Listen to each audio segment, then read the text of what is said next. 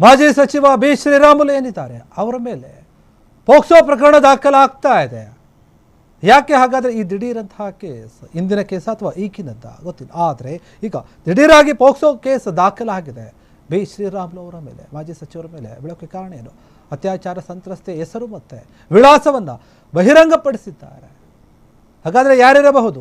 ಶ್ರೀರಾಮುಲು ವಿರುದ್ಧ ಕೇಸ್ ದಾಖಲಾಗಿದೆ. ಕೇಸ್ ಕೊಟ್ಟಂಥವರಾದರೂ ಯಾರು? ಆ ಸಂತ್ರಸ್ತೆ ಯಾರು? ಮಾಜಿ ಸಚಿವ ಆಗಿರುವಂತಹ ಬಿ ಶ್ರೀರಾಮುಲು ನಿನ್ನೆ ಮೊನ್ನೆ ಸಮಾವೇಶವನ್ನು ಮಾಡಿ ಗುಡುಗಿದ್ರು. ಈಗ ಅವರ ಮೇಲೆ ಪೋಕ್ಸೋ ಪ್ರಕರಣ ದಾಖಲಾಗಿದೆ. ಅತ್ಯಾಚಾರ ಸಂತ್ರಸ್ತೆ ಹೆಸರು ಬಹಿರಂಗಪಡಿಸಿದ್ದಕ್ಕೆ ದಾಖಲಾಗಿದೆ. ಬಳ್ಳಾರಿಯಲ್ಲಿ ಪೋಕ್ಸೋ ಮತ್ತು ಬಾಲ ನ್ಯಾಯ ಕಾಯ್ದೆ ಅಡಿಯಲ್ಲಿ FIR ದಾಖಲಾಗಿರುವಂಥ ಜನವರಿ 1ರಂದು ನಡೆದಿದ್ದಂತಹ ಬ್ಯಾನರ್ಸ್ ಗಲಾಟೆ ಏನಿದೆ ಅದನ್ನು ಖಂಡಿಸಿ ಬಿಜೆಪಿ ಸಮಾವೇಶವನ್ನು ನಡೆಸಿತ್ತು. ಜನವರಿ 18ರ ಸಮಾವೇಶದಲ್ಲಿ ಶ್ರೀರಾಮುಲು ಎಡವಟ್ಟು ಭಾಷಣವನ್ನು ಕೂಡ ಮಾಡಿಬಿಟ್ಟಿದ್ದಾರೆ. ಆ ವಿಚಾರವಾಗಿ ಕೇಸ್ ದಾಖಲಾಗಿದೆ.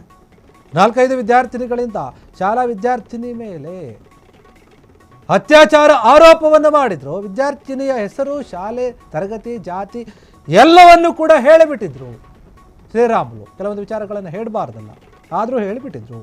ಕಾನೂನು ಪ್ರಕಾರ ಪೋಕ್ಸೋ ಪ್ರಕರಣ ಏನಾದ್ರು ದಾಖಲಾದಾಗ ಸಂತ್ರಸ್ತೆ ಏನಿರ್ತಾರೆ ಅವರ ವಿವರಗಳನ್ನು ಬಹಿರಂಗಪಡಿಸೋ ಹಾಗಿಲ್ಲ. ಅದು ಕಾನೂನಿನ ನಿಯಮಗಳಿಗೆ ವಿರುದ್ಧ ಆಗಿರುತ್ತೆ. ಹೀಗಾಗಿ ಶ್ರೀರಾಮುಲು ವಿರುದ್ಧ ಈಗ ಪೋಕ್ಸೋ ಪ್ರಕರಣ ದಾಖಲಾಗ್ತಾ ಇದೆ. ಅತ್ಯಾಚಾರ ಆಗಿದೆ ಎನ್ನುವಂಥ ವಿಚಾರ ಎಂಥದಕ್ಕೆ ಸಂಬಂಧಪಟ್ಟ ಹಾಗೆ ಸಂತ್ರಸ್ತೆ ಹೆಸರನ್ನು ಹೇಳಿದ್ದಾರೆ, ವಿಳಾಸವನ್ನು ಹೇಳಿದ್ದಾರೆ, ತರಗತಿಯನ್ನು ಹೇಳಿದ್ದಾರೆ, ಜಾತಿ ಹೆಸರನ್ನು ಕೂಡ ಹೇಳಿದ್ದಾರೆ. ಹೀಗಾಗಿ ಇದೆಲ್ಲವೂ ಕೂಡ ಕಾನೂನಿಗೆ ವಿರುದ್ಧವಾಗಿರುವಂಥದ್ದು. ಕಾನೂನಿನಲ್ಲಿ ಸಂತ್ರಸ್ತೆ ಹೆಸರುಗಳನ್ನು ಹೇಳೋ ಹಾಗಿಲ್ಲ.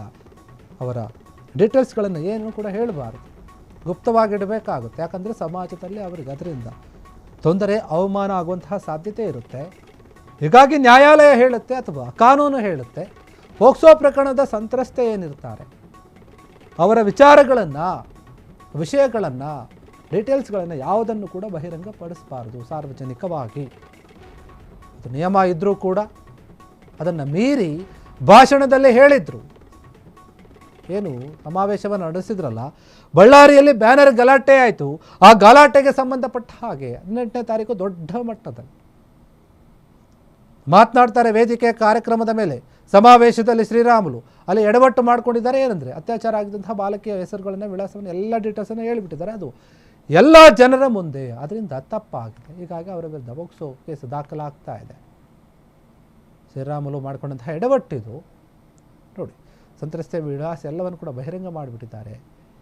APMC ಠಾಣೆ ಇನ್ಸ್ಪೆಕ್ಟರ್ ಏನಿದ್ದಾರೆ ಅವರು ನೀಡಿದಂತಹ ದೂರಿನ ಮೇರೆಗೆ ಆ ದೂರನ್ನು ಆಧರಿಸಿ ಮಹಿಳಾ ಠಾಣೆಯಲ್ಲಿ ಕೇಸ್ ದಾಖಲಾಗಿದೆ. ಒಂದು ವಿಚಾರಕ್ಕೆ ಸಂಬಂಧಪಟ್ಟ ಹಾಗೆ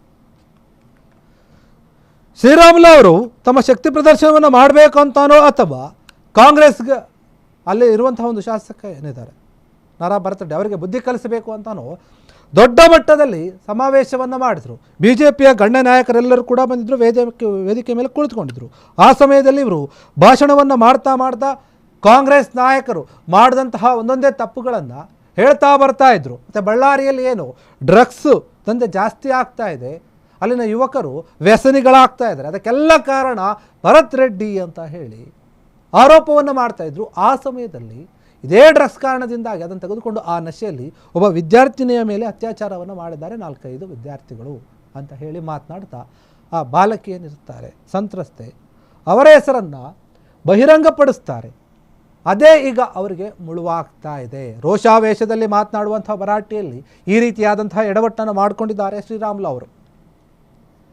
ಅಥವಾ ಕಾಂಗ್ರೆಸ್ ಸರ್ಕಾರ ಏನಾದರೂ ಹುಡುಕಿ ಕೇಸ್ ಹಾಕುವಂತಹ ಕೆಲಸವನ್ನು ಮಾಡ್ತಾ ಇದೆಯಾ?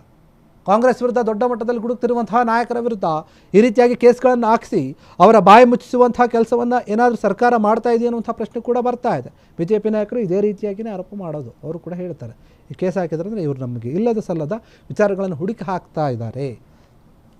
ನಾವು ನ್ಯಾಯ ಸಿಗಲಿ ಅಂತ ಹೇಳಿ ಹೋರಾಟ ಮಾಡಿದ್ವಿ, ಆ ಒಂದು ವಿಚಾರಗಳನ್ನು ಹೇಳಿದ್ವಿ, ಕೆಟ್ಟ ರೀತಿಯಾಗಿ ಹೇಳಿಲ್ಲ. ಆದರೆ ಇವರು ಅದನ್ನು ತೆಗೆದುಕೊಳ್ತಿರುವಂಥ ರೀತಿ ಬೇರೆ ಇದೆ. ಸರ್ಕಾರ ಏನಿದೆ ಹಿಂಗೂ ಕೂಡ ಮಾಡಿರ್ಬೋದು ಅಂತ ಹೇಳಿ ಕೆಲವೊಂದು ಲೆಕ್ಕಾಚಾರದ ಮಾತು ಬರ್ತಾ ಇದೆ. ಆದರೆ ಈಗ ಸದ್ಯಕ್ಕೆ ಶ್ರೀರಾಮುಲು ವಿರುದ್ಧ ಪೋಕ್ಸೋ ಕೇಸ್ ದಾಖಲಾಗಿದೆ.